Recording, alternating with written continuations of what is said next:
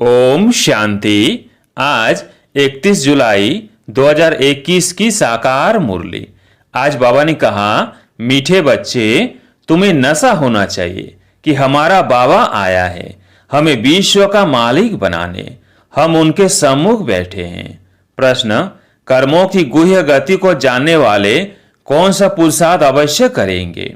उत्तर, याद में रहने का, क्योंकि उन्हें पता है कि याद से पुराने हिसाब किताब चुकते होने हैं। वे जानते हैं कि आत्मा अगर पुराने हिसाब किताब कर्म भोग चुकतू नहीं करेगी तो उसे सजाएं खानी पड़ेगी और पद भी भ्रष्ट हो जाएगा।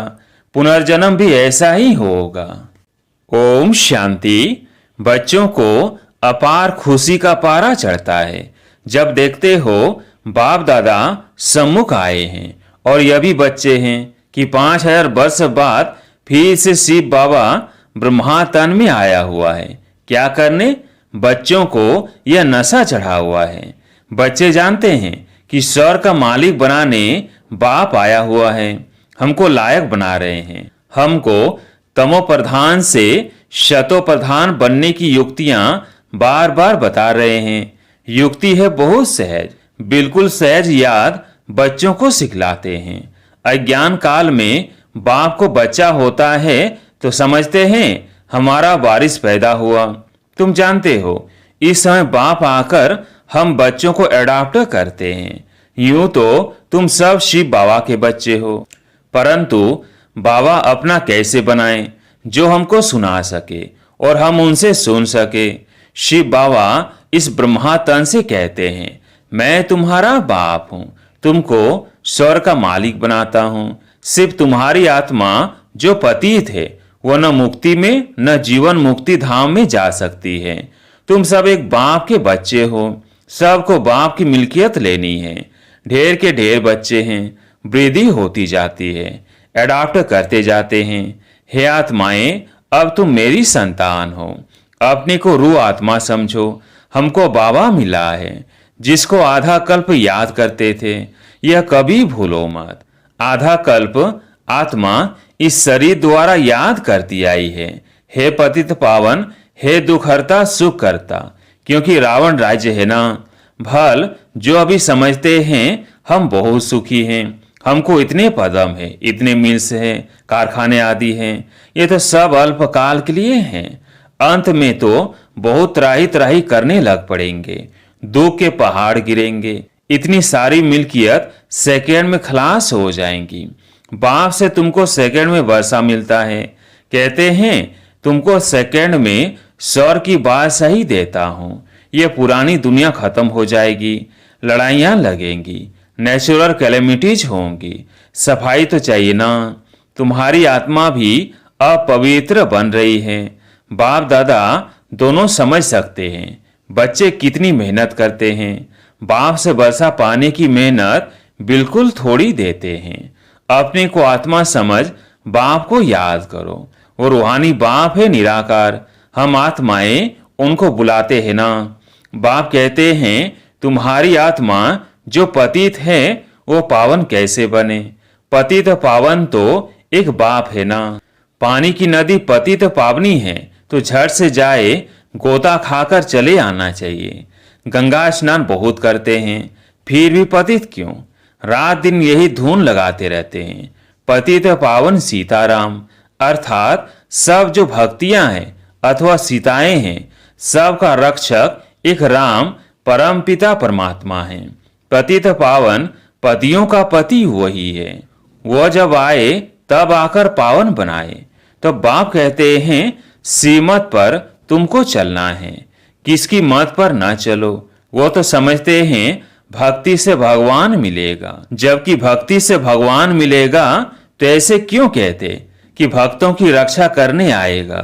भक्तों पर क्या आपदा पड़ी है जो रक्षा करेगा? रक्षा तब की जाती है जब कुछ आपदा होती है। बाप कहते हैं तुमने कितना दुर्गति को पाया है।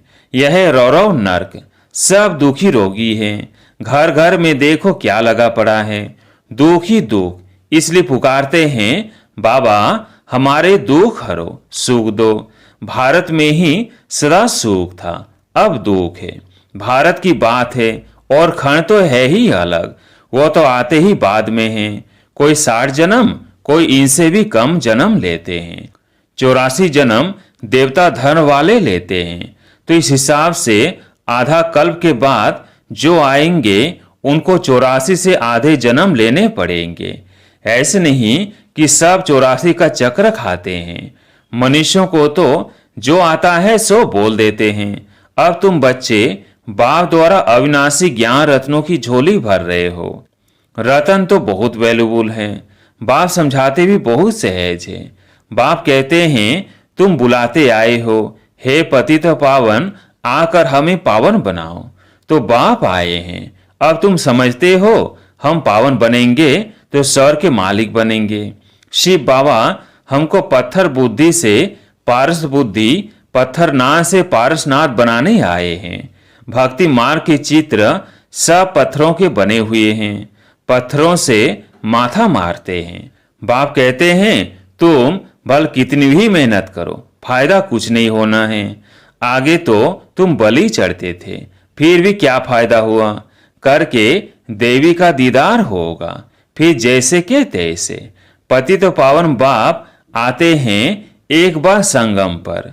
सतयुग में तो भक्ति मार्ग की बातें होती ही नहीं।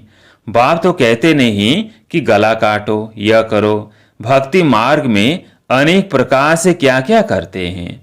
आगे देवियों पर मनुष्यों की बलि चढ़ाते थे। बाप कहते हैं तुम सुधरेले थे तो देवता थे, अब कितने पत्थर बुद्धि बन पड़े हो।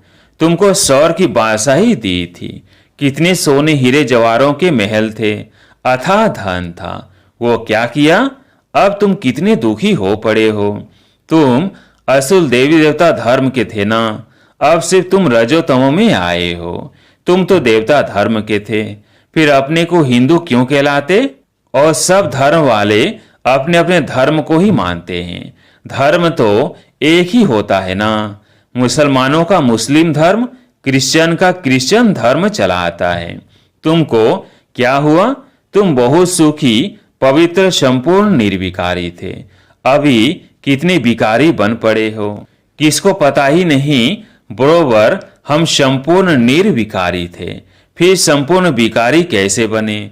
84 जन्म लेते शतों से तमो बने, अब बिल्कुल ही तमो प्रधान पति थे। सतयुग से कलयुग जरूर आना है।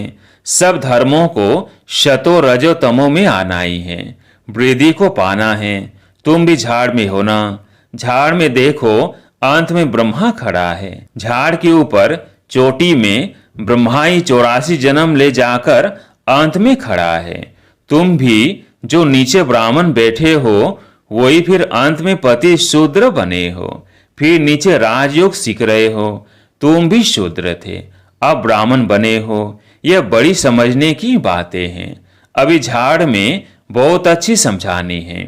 अभी तुम राजयोग की तपस्या कर रहे हो, तुम्हारा ही यादगार खड़ा है। यह चैतन्य देलवाड़ा मंदिर वह जड़। सतयुग में यह नहीं था। तुम प्रैक्टिकल में सच्चे सच्चे देलवाड़ा मंदिर में चैतन्य में बैठे हो। स्वर्ग की स्थापना हो रही है, फिर स्वर्ग में आएंगे। यह मंदिर आदि कुछ होंगे नहीं। यह मम्मा बाबा और हम बच्चे बैठे हैं। हो बहू यह तुम्हारा मंदिर है। नाम ही रखा है मधुवन, चैतन्य देलवाड़ा मंदिर। फिर जब भक्ति मार्ग शुरू होगा तो फिर यह मंदिर बनाएंगे। बाप ने तुमको बहुत धनवान बनाया था, तो तुम ही फिर उनका मंदिर बनाते हो। शिव का मंदिर एक नहीं बनाते हैं, सब बनाते हैं। यथा योग्य यथा शक्ति। तुम जानते हो हम पूज्य थे, फिर द्वापर में पुजारी बने हैं। शिव बाबा जो इतना साहूकार बनाते हैं, भक्ति में फिर तुम ही उनका मंदिर बनाएंगे। इन बातों को अभी तुम ही जानते हो, तो पुरुषार्थ कर फिर राजाओं का राजा बनना चाहिए। सतयुग में कहा जाता है महाराजाएं, त्रेता में कहा जाता है राजा। फिर दुनिया पतित बनती है तो महाराजाएं भी पतित, राजा पतित होते हैं। वो निर्विकारी महाराजाओं का मंदिर बनाकर पूजते हैं। पहले पहले शिव का मंदिर बनाते हैं, फिर देवताओं का बनाते, खुद ही मंदिर बनाकर पूजते हैं। 84 जन्म तो भोगते हैं ना। आधा कल्प तुम पूज्य, फिर आधा कल्प पुजारी बनते हो। मनुष्य फिर समझते हैं भगवान आप ही पूज्य, आप ही पुजारी हैं, सब कुछ आप ही देते हैं, आप ही छीन लेते हैं। अच्छा, जबकि उसने दिया और लिया, फिर तुमको क्यों चिंता लगती है? तुम तो ट्रस्टी हो गए, फिर रोने की क्या दरकार है? बाप बेटा आत्माओं को समझाते हैं, अब तुम आत्म अभिमानी बनते हो, नंबर वार। कोई तो बिल्कुल बाप को याद करते ही नहीं है, देही अभिमानी रहते ही नहीं है। यहाँ कितना समझाया जाता है, अरे तुम आत्मा हो, परमात्मा तुमको पढ़ाते हैं, आत्मा में ही संस्कार रहते हैं, आत्मा ही बैरिस्टर आदि बनती है, आत्मा मजिस्ट्रेट बनती है। कल क्या बनेंगे? अगर आत्मा बाप को अच्छी रीति याद करती रहेगी तो फिर अमर लोक में जाकर जन्म लेंगी, मृत्यु लोक में फिर दूसरा जन्म नहीं लेंगे।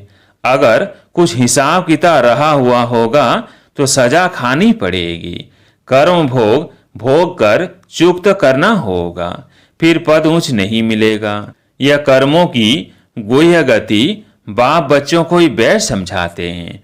यह भी बच्चे जानते हैं, सतयुग है शतो प्रधान, हर चीज वह शतो प्रधान होती है। कहते हैं कृष्ण गौ संभालते थे, राजाएं गौ संभालते हैं क्या? ऐसी बात तो हो नहीं सकती है। यह दिखाते हैं सतयुग में गोयें भी बड़ी फर्स्ट क्लास होती है, उनको कामधेनु कहा जाता है। जगदम्बा सरस्वती भी कामधेनु है, 21 जन्म लिए सबकी मनोकामनाएं पूरी करती है। तुम भी कामधेनु हो, वही नाम फिर गौ पर रख दिया है जो बहुत दूध देती है। राजाओं के घर में बड़ी फर्स्ट क्लास गायें होती है, जबकि यहाँ भी राजाओं के पास ऐसी अच्छी अच्छी हैं तो स्वर्ग में कैसी सुंदर होंगी। वहाँ कोई बदबू आदि बिल्कुल नहीं होती है। अब बाप बच्चों को कहते हैं कि मैं आया हूँ, तुमको गुल गुल बनाकर साथ ले जाऊंगा। मुझे बुलाते ही हैं, हे पति तो पावन आओ, पति दुनिया पति शरीर में आओ। यह है पतित, वो है पावन। फरिश्ता भेंट दिखलाते हैं, तुम भी पति से ऐसा पावन फरिश्ता बनेंगे। सतयुगी देवताओं को डीटी कहते हैं, सूक्ष्म वतनवासी है फरिश्ते। अब तुम फरिश्ते पवित्र बनते हो। बाप कितनी सहज शिक्षा देते हैं। यहाँ जब आते हैं तो कोई बाहर वाले मित्र संबंधी घर घाट धंधा दौरी आदि याद नहीं करना है। बाप के सम्मुख आई हो ना, या आई हो योग की कमाई करने, तो इसमें लग जाना चाहिए। अच्छा, मीठे मीठे सिकिलधे बच्चों प्रति माता पिता बाप दादा का याद प्यार और गुड मॉर्निंग। रूहानी बाप की रूहानी बच्चों को नमस्ते। हम रूहानी बच्चों की रूहानी बाप दादा को याद प्यार गुड मॉर्निंग नमस्ते नमस्ते। धारणा के लिए मुख्य सार। पहला पॉइंट, सजाओं से मुक्त होने के लिए पुराने सब हिसाब किताब योग बल से चुक्त करने हैं। ट्रस्टी होकर सब कुछ संभालना है, किसी बात की चिंता नहीं करनी है, आत्म अभिमानी बनना है। दूसरा पॉइंट, यह कमाई का समय है, इसमें घर घाट धंधा दौरी आदि याद नहीं करना है। फरिश्ता बनने के लिए एक बाप की याद में रहने का पूरा पूरा पुरुषार्थ करना है। आज प्यारे मीठे बाबा का वरदान, अपने शांत स्वरूप स्टेज द्वारा शांति की किरणें फैलाने वाले मास्टर शांति सागर भव। अपने शांत स्वरूप स्टेज द्वारा शांति की किरणें फैलाने वाले मास्टर शांति के सागर भव। वर्तमान समय विश्व के मेजॉरिटी आत्माओं को सबसे ज्यादा आवश्यकता है सच्चे शांति की। अशांति के अनेक कारण दिन प्रतिदिन बढ़ रहे हैं और बढ़ते जाएंगे। अगर स्वयं अशांत नहीं भी होंगे तो औरों के अशांति का वायुमंडल वातावरण शांत अवस्था में बैठने नहीं देगा। अशांति के तनाव का अनुभव बढ़ेगा। ऐसे समय पर आप मास्टर शांति के सागर बच्चे अशांति के संकल्पों को मर्ज कर विशेष शांति के वाइब्रेशन फैलाओ। स्लोगन, बाप के सर्व गुणों का अनुभव करने के लिए सदा ज्ञान सूर्य के सम्मुख रहो। बाप के सर्व गुणों का अनुभव करने के लिए सदा ज्ञान सूर्य के सम्मुख रहो। अच्छा, ओम शांति।